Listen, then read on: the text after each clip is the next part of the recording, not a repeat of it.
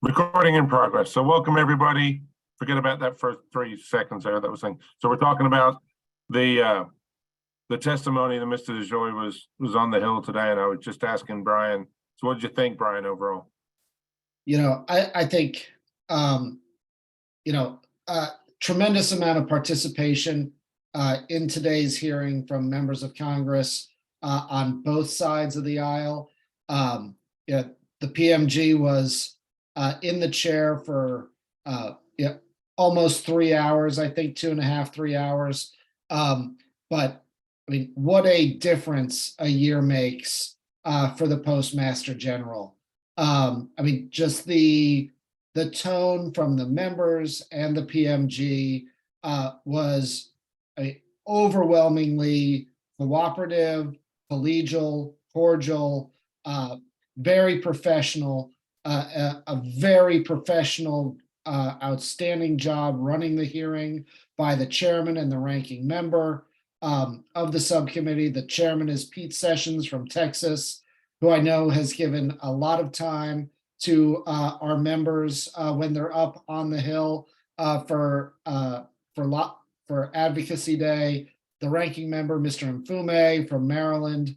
I know Phil has been really good to us as well, and has taken time out of his schedule to sit down with us in a number of forums. Right. Did a really great job as well. But members raised a lot of issues, a lot of questions, a lot of concerns about some of the things that they're seeing in their districts and their communities. South Carolina was really out in force. I think everybody from South Carolina spoke at least once, right? Just about. With mail issues, but Colorado, Jim, members raised issues about what's happening in Colorado. But the issue that came forward the most by far is crime. And so if you've heard me speak at your conventions, or you were here for legislative summit, this issue of postal crime is a big concern for members of Congress. And that was very clear and reflected significantly during today's hearing. Very few people who didn't ask about that issue and ask about safety of the workforce. A lot of discussion around maintenance and backlog of maintenance issues, and then really everything else that we've talked about from the issues that we've raised at Summit, except for, quite frankly, weapon GPO, which is not right. Something that the PMG can control. And it wouldn't be in the purview of that right. Subcommittee anyway, probably. Yeah. I found it interesting how many people waved on to the subcommittee just to speak about specific post office issues, ADA accessibility issues, and then delivery issues. And then, yeah, you were right. The lady from California that was talking about the building that doesn't have heat, doesn't have air conditioning, very specific things. And Lewis was very, it was the same message all the way through. Say, look, once I started digging into these issues, I'm 15 years behind. Every time I started a new initiative, I got to get the building up to code from 15 years of neglect. I wanted you to speak on a couple of the specific interchanges that I found interesting. That the top ticket item for me was he was asked about retail hours, what his vision was for changes in retail and delivery at the time. But his response was, and I quote, "The implementation of Delivering for America will not reduce retail hours." So I took that as a good thing. It seemed like it was definitive, and now it's on the congressional record, right? Correct. So, that's for our members for post plan 2 or any reduction in window hours. if his vision for implementation is that the Delivery for America plan will not reduce retail hours, I'm gonna take that away as a positive. The postal police issue, I was a little concerned when the question was asked. The honorable gentleman from Maryland, asked, Jamie Raskin asked the question about the postal police. That he's kind of, I know they've written a letter about the postal police force and why the service doesn't deploy postal police. And the PMG said, we don't have the legal authority to it. We just don't have, there's no mandate for a federally funded police force. They don't have arrest powers. They don't. And I was a little taken back by Jamie Raskin's response. What did you think? The fact that he didn't know. Is that, I mean, this sort of came up a little bit later. There was a news article that talked about this issue. And right. I think I think people are still trying to navigate and understand who has authority when and where versus the postal police, the postal inspection service, and when they can do what, and quite frankly, just the size of the postal police service. The PMG said it's about 600 people, right? Which is clearly not a sufficient number of people to cover all the routes that are even in concern about crime around the country. So there is a gap in education on this issue, which presents an opening for Congress to provide additional clarity. And just speaking of my own personal opinion, if I was the head of the postal police union, I would be pushing for Congress to provide additional clarity on that issue in some way, shape, or form, and whether that's a memorandum of understanding or some other forum, certainly seems like an issue that needs more clarification. But I do think it is still an education issue that Congress needs to continue to dig into, because I don't think it's going away anytime Right. soon with the crime. Yeah, and that's the news stories that came out this week about the new arrow key system that they're going to have, which is going to be linked to the scanners on electronics and that can be shut off, so it's not going to be a physical key. Those innovations, hardening of the boxes, all of those are us protecting ourselves, but actually protecting the streets of America, which is where our carriers work, the roads and highways and streets of America.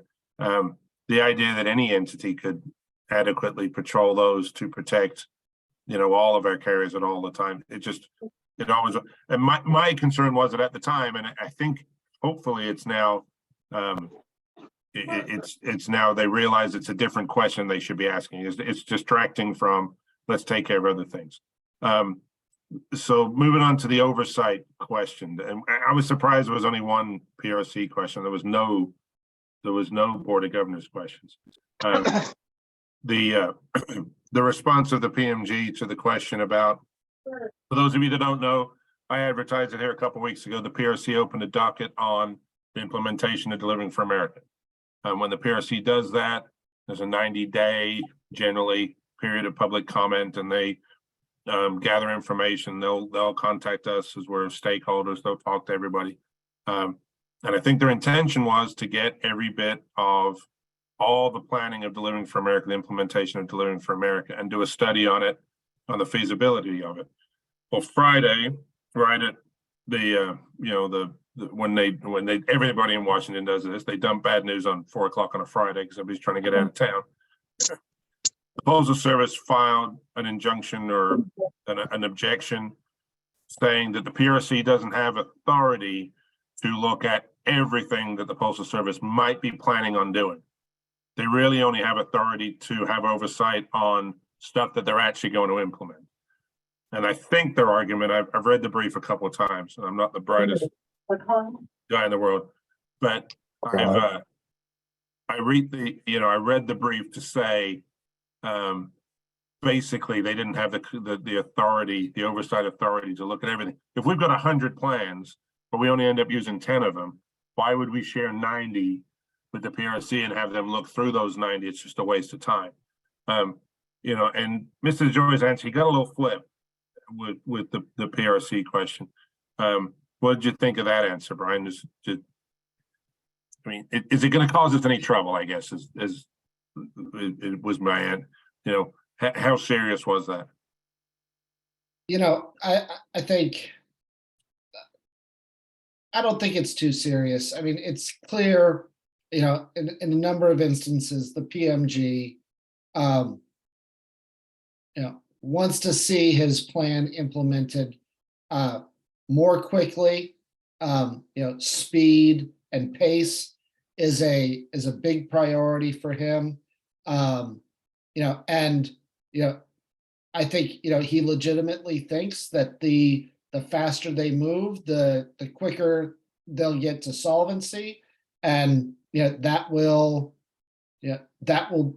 help rectify a lot of the other underlying issues, whether it's maintenance, hiring, pay, other things that, the level of investment that he can make in the network and everything else, that the faster he goes, the sooner the service is solvent. And, that will, in and of itself, being a profitable organization, allow him to even further address all the issues across the service that come up. So, I think it's not a surprise based on comments we've heard him say. Correct. That was where I was going to go. I mean, his basic response was, so you're telling me I've got to show a group of people that watched the service get destroyed for 20 some odd years, everything that I'm doing, and have them slow me down and try to fix it. It's basically how he answered it. That's an answer that, yes, works now, but that answer has a very short shelf life. Sure, there has to be oversight. But I understand his specific point, which is, you should have oversight on stuff we're going to implement. I get that, but I don't know that you need to spend a lot of time looking at stuff that we may not implement. See, it's an aside, but I'd give him everything and let him go waste our time looking at stuff I'm not even. I understand his perspective. He comes from the perspective of being a public company, and he wants to be judged on the results of his performance. And I get where he's coming from. Speaking of performance, of course, we were supposed to break even in 23, and we're several $1 billion shy of doing that. He primarily blamed inflation, which obviously has something to do with it. The Delivering for America plan from 2 years ago did not allow for the double-digit inflation that we've seen, and costs of everything going up and what have you. But he also mentioned the civil service administrative action on when 72, when they moved everybody from civil service to FERS, the math that they used back then was fuzzy at best, and it's his belief that an administrative, a presidential administrative order to change the way they amortize that stuff would actually give an infusion of cash, and if that would happen, he would be closer to breaking even. But we didn't touch that in that summit. But is it something going forward that we need to look at and address?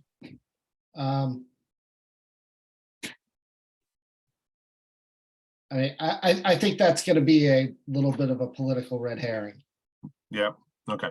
Yeah. So it's something he said. Again, he on the inflation front, the pricing issues, those are going to be a challenge as well. But that's something he wants to continue to try and address. So excuse me one second. No, so everybody wave, say hi. Hi, how are you? This is Melody. Hi, Hi, Melody, Melody. star of the show. I'm 5. How old are you? 5. Wow, that many. All right, Yeah, good to see you. one whole hand. That's Excuse awesome. me. Awesome.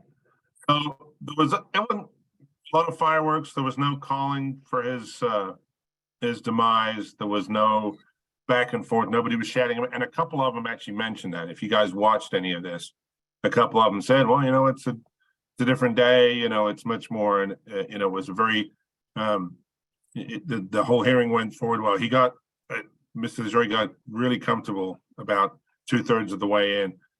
Jamie Comer, who's the chairman of the overall committee, he came into the subcommittee and they had an exchange talking about the implementation of DFA and how far we've come and where we are. So my overall feeling about it is, and I have had this feeling for a little while, I'm a little more optimistic about the long-term viability of the service, that people are paying attention. There was a lot of talk about Colorado, South Carolina, lady from Vermont, the congresswoman from Vermont. I was waiting for her to bring up a postmaster carrying mail issue. I just was waiting for that to happen, and she never actually got there.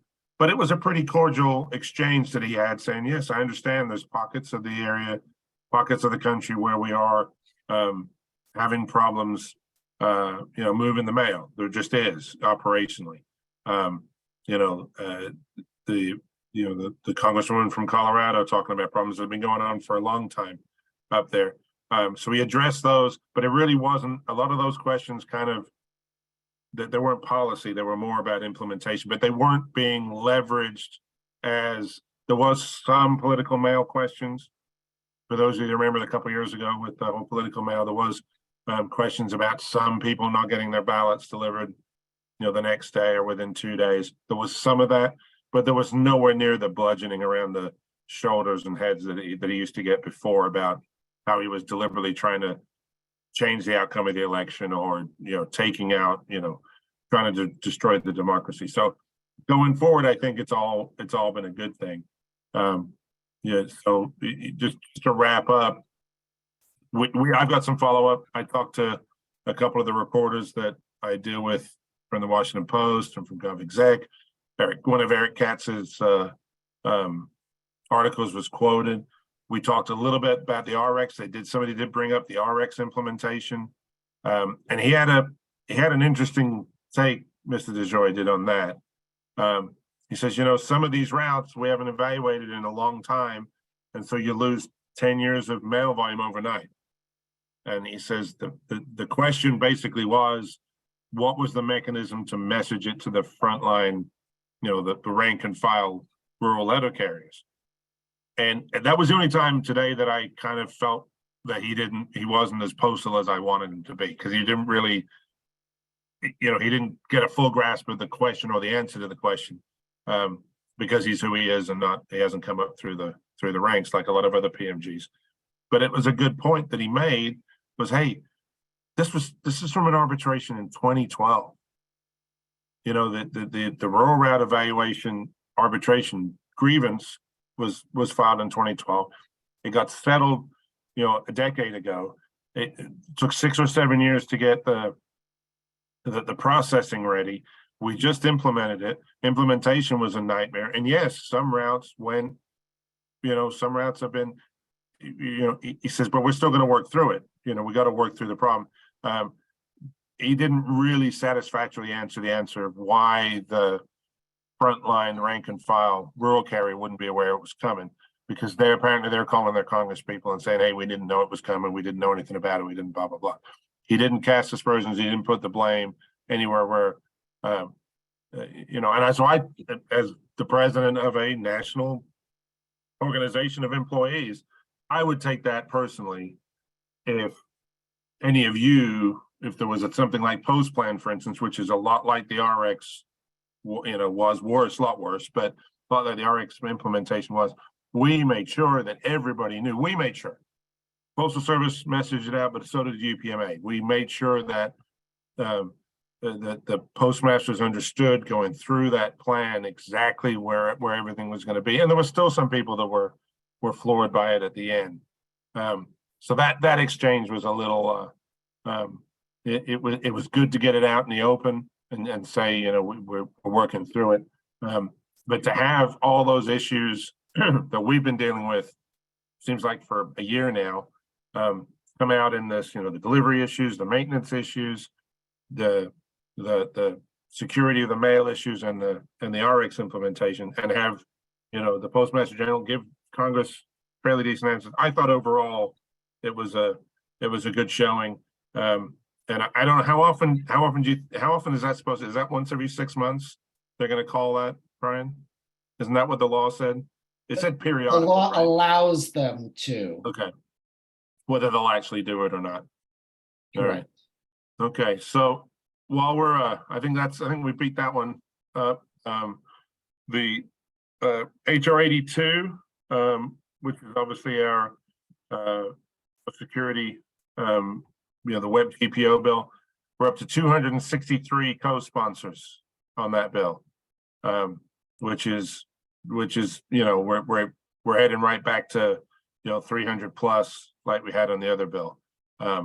So continue your advocacy on there. Check to see that the short list really is people that were on it last year. That list that Jim Dunlap sent out, the people were on it last year that hadn't got on it yet this year. The Senate bill, I believe, is up to 44 co-sponsors, which you'd think 50 was a magic number of 51, but it's not. It's 60 in the Senate. So we've got to keep plugging away at that. You know, And the big and thing. really the magic number in the Senate is 10 Republicans. Correct. Yeah, I think because all we're the still, Democrats, and I think we're at 5 right now. yeah, and all three independents, they always caucus with the Democrats anyway, right? So Correct. okay, so 10 Republicans. If we can get, so we need 7, we need 5 more in the Senate, and then we need to get it to the House. Just give us an overview. I know people hear a lot about the debt ceiling and that negotiation, and that this week. You know, what is the calendar going to look like, short term, long term? How likely are we to get any action, you know, in a committee hearing on this, or where do you think we are with that? Yeah, so, you know, let me give you all a little bit of perspective. You know, so our champion on HR 82 is Congressman Garrett Graves from Louisiana. Congressman Graves has been tapped by the Speaker as his lead negotiator on this debt ceiling situation. He is extremely close with the Speaker. The Speaker has tremendous confidence in him. And so, you know, when there comes a time, you know, for him to, you know, ask the Speaker for something, you know, a bill with over 260 co-sponsors on it, you know, is not exactly a big ask. You know, now there are still issues that need to be resolved that have not fundamentally changed since last Congress and before. So we're still working on that. There are Senate Republicans who want to work with the White House on this issue. Yeah, it definitely is, you know, sidelined over the debt ceiling and the overall spending and fiscal environment conversation that's happening, you know, at a, you know, at a level and a depth that, you know, are far outside of this. You know, but I think, you know, the Ways and Means Committee taking some action would be important. You know, from our conversation with Ways and Means Committee members, the chairman has not sort of figured out what he wants to do on this issue yet. You know, he's still evaluating his options. He's still looking at things like Congressman Brady's bill from the last Congress as a potential alternative that he may want to put forward. And the Democrats on the committee are honestly still looking at, whether or not they're going to reintroduce their bill. Yeah, so right now, HR 82 is the vehicle. And, we need to keep going. Mr. Graves' priority is getting back to the 305 co-sponsors, plus that we had in the last Congress, to show, the overwhelming, resounding bipartisan support on this issue. The trick is, how does it square with the general conversation about spending and the solvency of entitlement programs overall? Yeah, and that's going to be a tough. It puts you in a tough spot to be sponsoring a bill that doesn't score well when you're also fighting, saying that we need to cut, at least reduce the increase in spending, to negate the need to raise the debt ceiling all the time. So it's going to be a tough stuff, but we knew that. So I'm glad to see more people getting on it. I'm glad to see that there's still, there's still co-sponsors getting on it. So I think that's always a positive thing.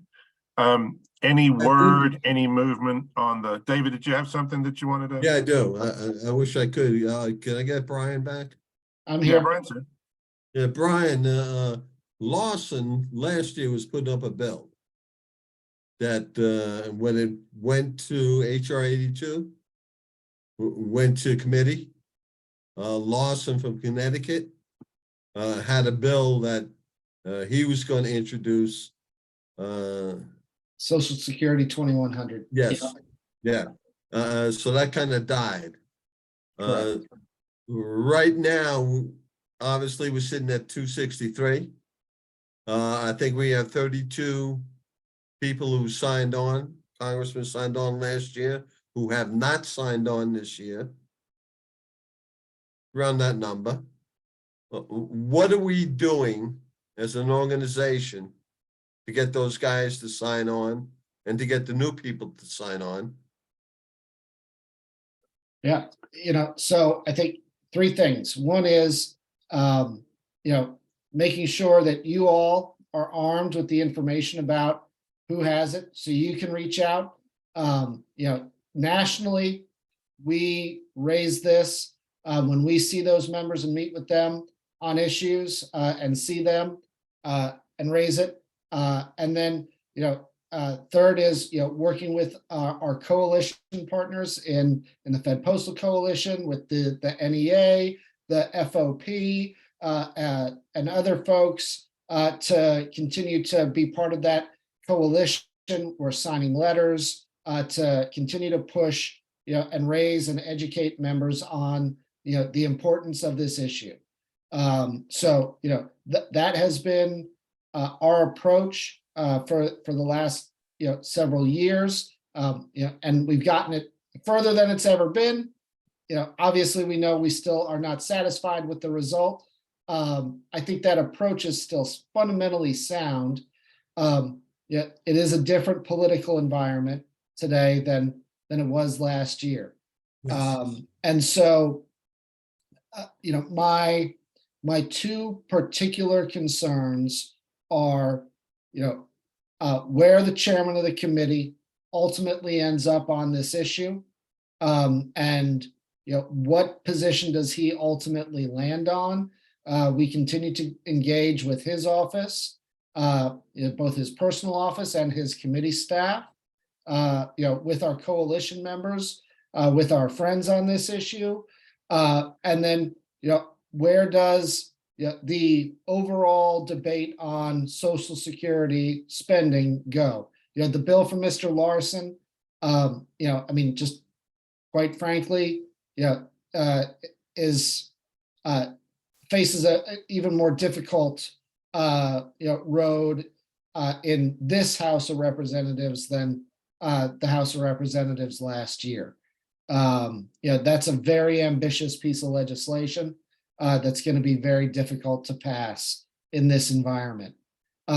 This legislation, something that is more finely focused, has a better chance. Mr. Larson's bill was, primarily a Democratic bill, but didn't get a lot of Republican support. I think zero last year. Members co-sponsored, whereas we have a bipartisan bill. Here's what I see, Brian, and I think since the passage of postal reform, funny enough, I see a lot. I call it cross-pollination. So I'm in a lot of meetings. Like I met with Garrett Graves here a couple of weeks ago at one of his fundraisers. I walk up, he's pulling up in his beat up Chevy S10 and backing it into this tiny spot and getting out. I didn't realize it was him until he got out of the vehicle. He's a pretty down to earth guy. The speaker was there. It was just at a VFW hall. They were eating crawfish. And I'm talking to other people that are lobbying him and supporting him for other things. Our friends at the Manufactured Housing Institute and gravel and, sand and gravel and, the other people that we have come into contact with. Two things, David. First of all, we bring Web GPO up at every meeting. It's something, whether they're on the committee, off the committee, something to talk, it's something we bring up as an issue, no matter why we're having the meeting and what we're doing or who's lobbying who at that point. The Manufactured Housing Institute, for instance, I was at their expo in Vegas. It was when I was there for the postal lessors. They've got a bill now on that's going through on affordable housing. And the amount of regulation that they have to jump through for manufactured housing that regular houses don't. And how if they deregulated that industry just a little bit, you could have better affordable housing. Has nothing to do with the Postal Service, nothing to do with, but when I'm in those meetings and we're having those conversations, we always drop it in. So we do the cross pollination. The other thing is UPMA, Brian, Chris, Joel, myself, because we got postal reform last year. And I say we, because we were as big a part of it as anybody, of getting that across the finish line. It gives us a certain weight. There's a certain, they get legislation passed. So when we bring stuff up, everybody likes to run with a winner, right? So if you're talking to a congressman, especially a freshman or a fairly new congressman, somebody wants to get on a bill, A, they know it's not a BS bill. A, they know it's something that probably has some merit because we're on it. And B, everybody, if it's going to pass, they want to be, if it's something, they want to be able to say they passed another piece of bipartisan legislation. How many pieces of bipartisan legislation have passed in the last 6 years? There's not many, right? Postal reform is one of them. So that's what we're doing up here. David, did that get you where you needed to be? Almost. What else you got? Almost. I just want to get it passed. I see more coming from retirees. Of course. I'm not, from a maybe public relations type thing for us is I'm not seeing anything the actives are doing. Not seeing it's a retiree issue. I mean, it doesn't. Yeah, but service, it's UPMA. Right, but Web GPO is it doesn't affect me personally at all. No, it don't affect you, but it affects our members. Correct, and that's why it's the only issue we're talking about. I think it's our top issue at Legislative Summit. Correct, and it is and we bring it up at every. The most information on our fact sheet. Correct. It's our number one issue. Hey guys, I'm not fighting with you here. No, but it's an important distinction to make. Here's what we said. Were you in DC, David? At the summit? I was.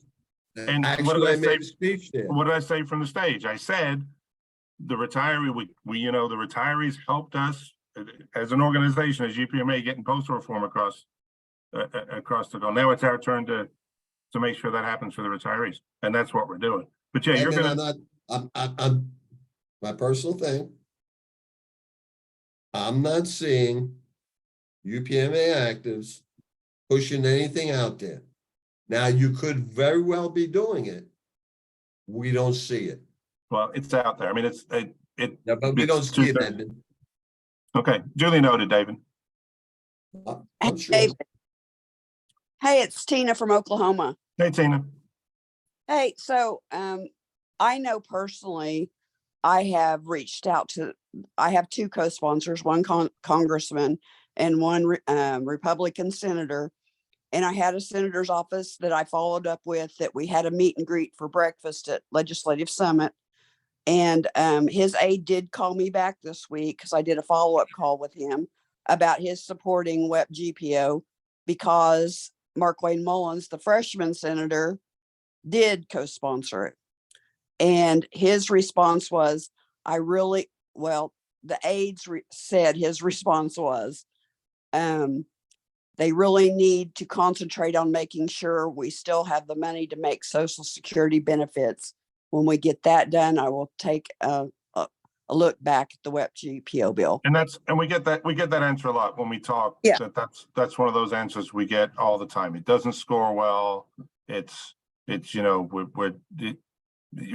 all kinds of, and that's,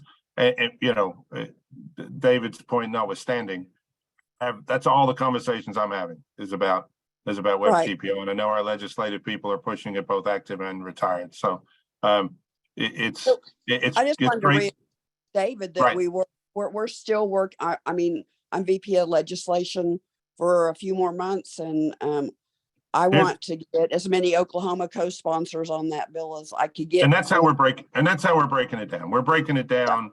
The list that Jim got together by chapter or by district, by Mhm. state, led delegation to break it down into bites that we can take off and pick people off one at a time. And the whole reason we moved to 263 is we're doing just that. So Right. yeah, so it's like this, all this, we talked about the PMG for a while, because that's the Delivering for America's, it was an interesting conversation this morning. But as far as getting legislation back, Are they Say going to again? replace that on C-SPAN or? yeah, well, if you go to the government oversight website, it's always on there. It's on YouTube. Okay. I'm probably going to get together with a It's couple of probably guys. gonna be on, it's probably on C-SPAN's website, but YouTube, you definitely find it there. And yeah, the House Committee on Oversight and Accountability. Yep. Okay. And You it's have one of Did those he things. address clicks on their the website. GIMBA money that they're getting? The GEMBA. Yeah, the GIMBA money that they're going to have to be ready to spend on all these facilities to pass the GIMBA audit. Here's what here's what I'll say on that, and that's more of a policy thing than is a legislative thing.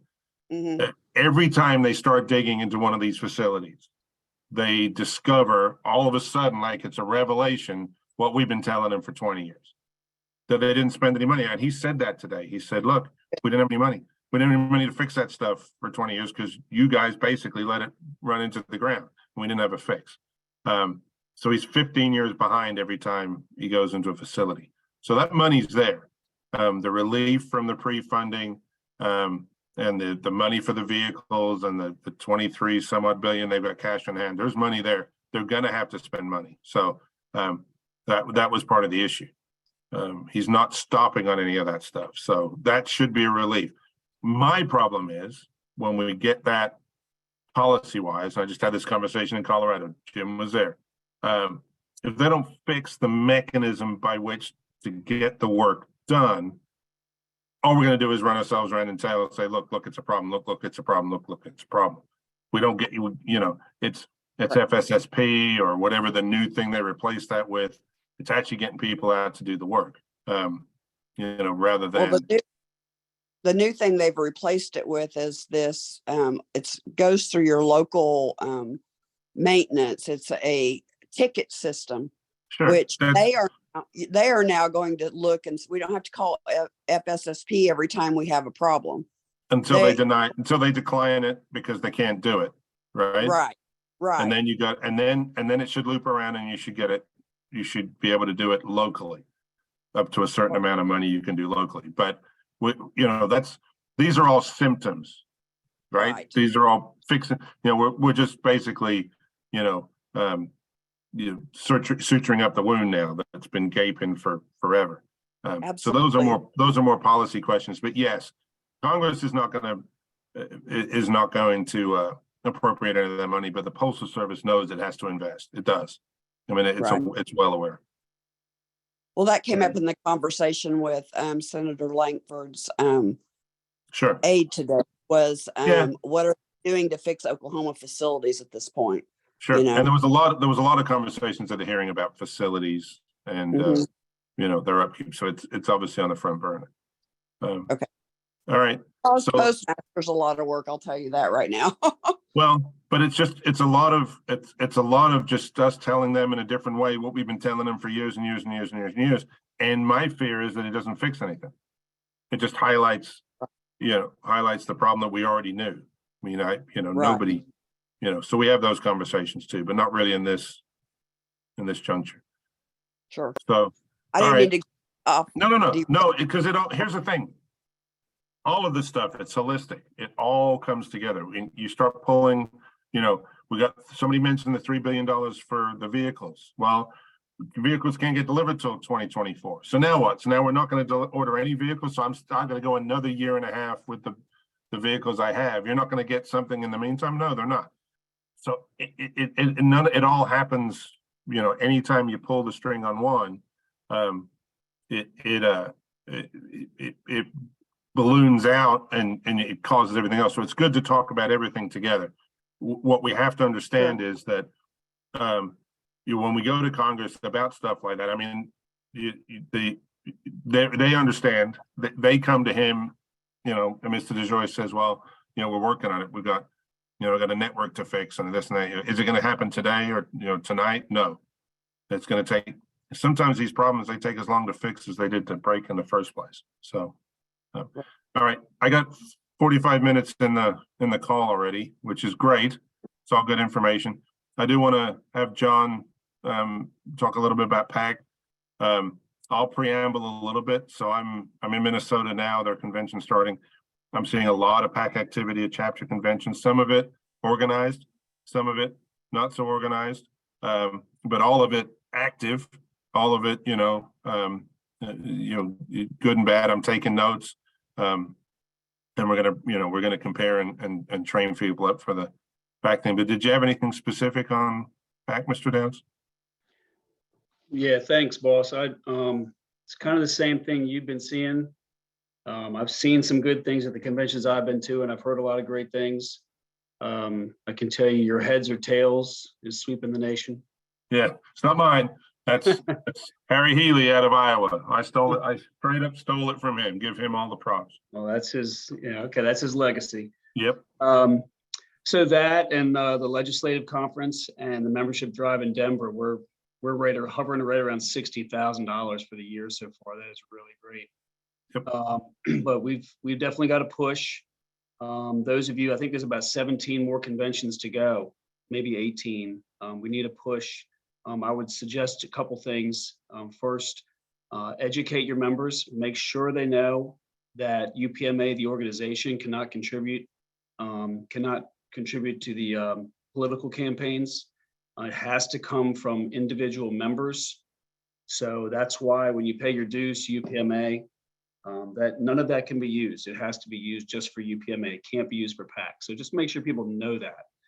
And make it fun. The heads or tails, the 50-50s, that sort of thing. Very important. If you guys need supplies, if you need ribbons, envelopes, pins, PAC table covers, all that stuff, there's an order form online, but make it easy. Just email me. Let me know what you need. I'll get the word out and get it right out to you for your convention. Or if you just need some advice, reach out to me. I've done several of these things, so just let me know. I'll help you out. Lastly, we're going to have a PAC table at the national convention. I could definitely use some help covering that table. So I do have a schedule that I'm going to email out to all the state presidents and PAC chairs. So I'd love to get some names filled in there. That'd be excellent. But thank you. Awesome. No, great job. And I think Dan sends you some data where we seem like we're a little bit behind last year. Truth is, I think there's 4 or 5 packets sitting on his desk. He's been in Minnesota since Friday. So I think we're going to be right at it, if not a little bit ahead. Certainly by the time we get to Denver, we'll be rocking and rolling. So Give to PAC, sign up for EPAC. It's the easiest way of doing it. Set it and forget it.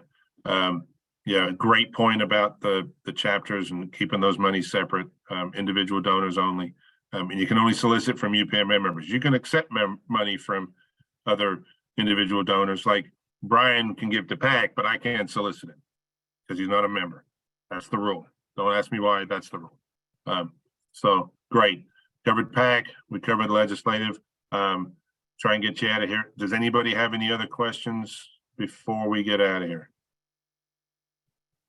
We covered it all, it seems like. All right, guys, this has been recorded.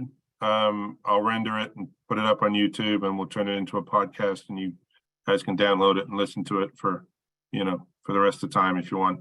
I really appreciate all the hard work. I look forward to seeing I'm glad I saw some of that you already saw, or I'm going to see some of you here in the next month or two.